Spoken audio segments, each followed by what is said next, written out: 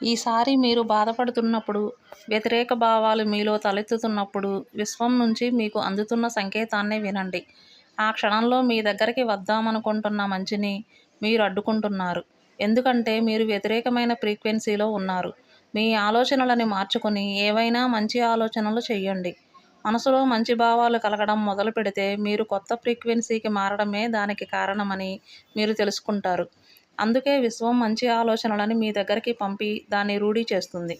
మీరు ఏ అనుభూతిని పొందుతున్నారో అదే మీకు మంచి అందుతోంది తప్ప మీరు ఆలోచిస్తున్నది కాదు. అందుకే ఎవరైనా నిద్రలేస్తూనే అడుగులు తడబడి తమ బొటనవేలికి దెబ్బ తగిలించుకుంటే ఇక ఆ రోజంతా వాళ్ళకి అలాగే బాధపడుతూనే గడుస్తుంది. చాలా సులభంగా తమ భావాలని మరోవైపుకి మళ్లించవచ్చని, అప్పుడు ఆ రోజంతా తమ జీవితమంతా ఆనందంగా గడుస్తుందని వాళ్ళు ఆలోచించలేరు. ఈ రోజు ఆనందంగా మొదలై రోజంతా అలా ఆనందంగానే గడిస్తే, మీరు ఇంకేది మీ ఆనందాన్ని పాడు చేయకుండా చూసుకోగలిగితే, మీరు ఆకర్షణ సిద్ధాంతం ప్రకారం ఆ ఆనందాన్ని నిలిపి ఉంచే మనుషులని, పరిస్థితులని మీ వైపుకి ఆకర్షించుకుంటారు. ఒకదాని తర్వాత ఒకటిగా ఏదీ సరిగ్గా జరగకపోవటం అనే పరిస్థితిని మనమందరం ఎదుర్కొంటూనే ఉంటాం. ఆ గొలుసుకట్టు లాంటి ప్రతిక్రియ ఒక ఆలోచనతో ప్రారంభమైంది. మీకు ఆ సంగతి తెలియవచ్చు, తెలియకపోవచ్చు. ఒక చెడు ఆలోచన మరెన్నో చెడు ఆలోచనలను ఆకర్షించింది. ఫ్రీక్వెన్సీ దాన్ని బట్టి ఉంచింది. ఆ తర్వాత ఎక్కడో ఏదో పొరపాటు జరిగింది. ఆ ఒకదానికి మీరు ప్రతిక్రియ తెలియజేసినప్పుడు మీరు మరిన్ని పొరపాట్లనే ఆకర్షించారు. ప్రతిక్రియలు ఎప్పుడూ అలాంటి ప్రతిక్రియలనే మరిన్నిటిని ఆకర్షిస్తాయి. అప్పుడు ఆ గొలుసుకట్టు అలా కొనసాగుతూ ఉంటుంది. మీరు స్వయంగా కోరుకుని ఆ ఆలోచనలని మళ్లించనంతకాలం మీరు ఆ ఫ్రీక్వెన్సీ నుంచి బయటపడలేరు. మీకు కావలసిన వాటి మీదకి మీరు మీ ఆలోచనలని మళ్లించవచ్చు. మీ ఫ్రీక్వెన్సీని మార్చుకున్నట్టు మీ భావాల ద్వారా రూఢీ చేసుకోవచ్చు. అప్పుడు ఆకర్షణ సిద్ధాంతం ఆ కొత్త ఫ్రీక్వెన్సీని పట్టుకొని దాన్ని మీ జీవితం తాలూకా కొత్త చిత్రంగా మీ దగ్గరకు పంపుతుంది.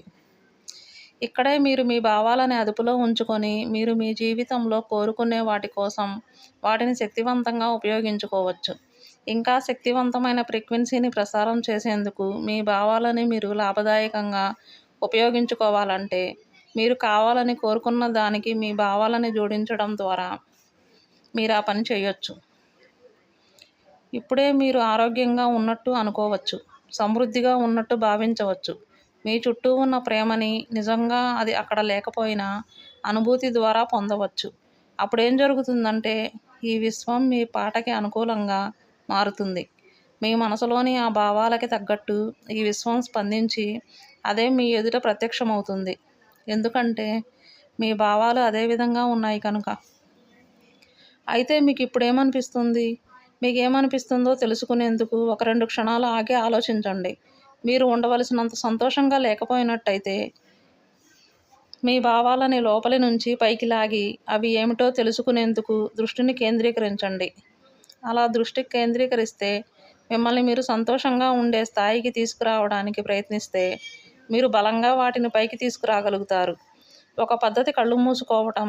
ఇంకా దేని మీదకి దృష్టి పోకుండా ఉండేందుకు మీ లోపలి భావాల మీదే మనసును కేంద్రీకరించి 1 నిమిషం చిరునవ్వు నవ్వండి.